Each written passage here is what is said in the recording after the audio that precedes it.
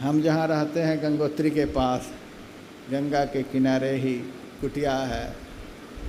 गंगा के तट पर जाता हूँ, स्नान वगैरह करके पत्थर पर बैठता हूँ, गंगा की तरफ देखता हूँ।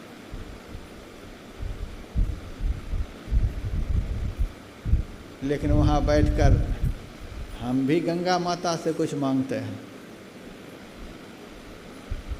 आप कहेंगे कि अभी तो आप बता रहे थे सब कुछ यहीं से मिलता है, तो आप गंगा माता से क्या मांगते हैं? आप दूसरी जगह फिर कैसे लग गए? लेकिन आज मैं बोल रहा, हम भी मांगते हैं। हम क्या मांगते हैं?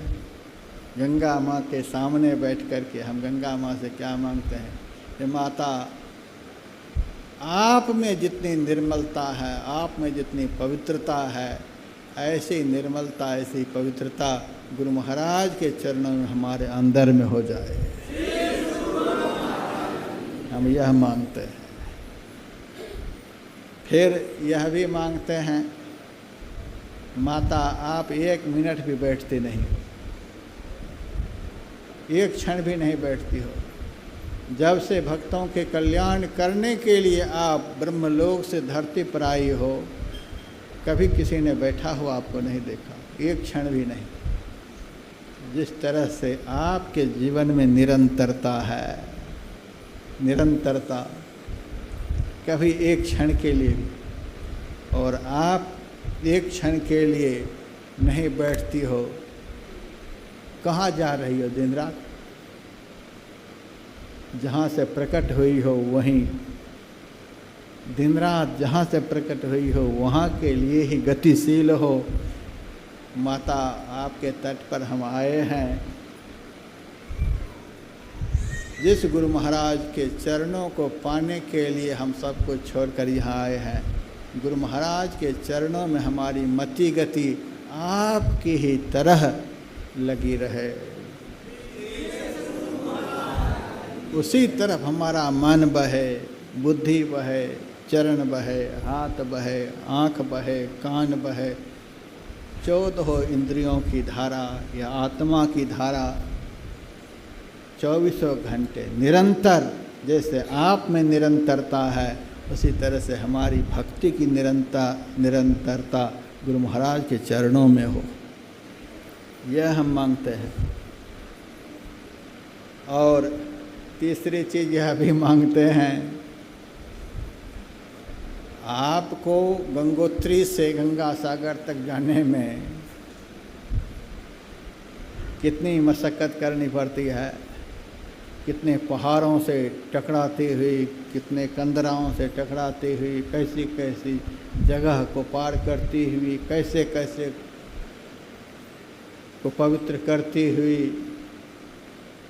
कैसी कैसी जगह से निकलती हुई, कैसे कैसे वातावरणों से जूझती हुई,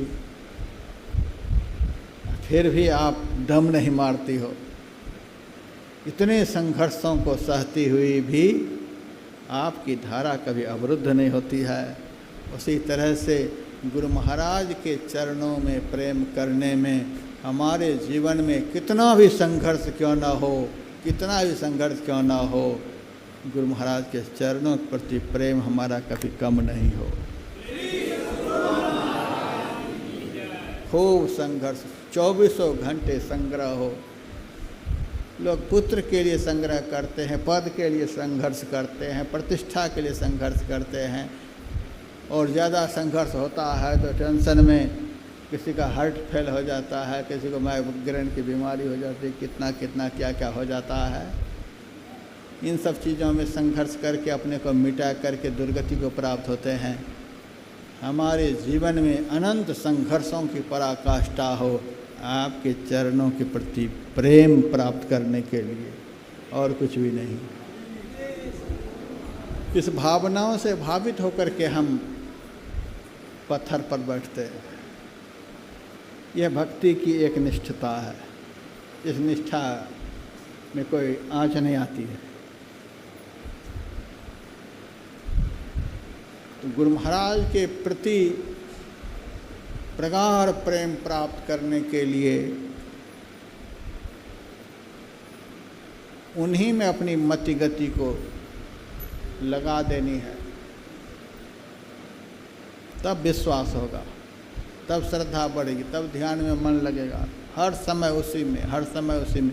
ये 3 बात जब मैंने गंगा के विषय में कही, निरंतरता,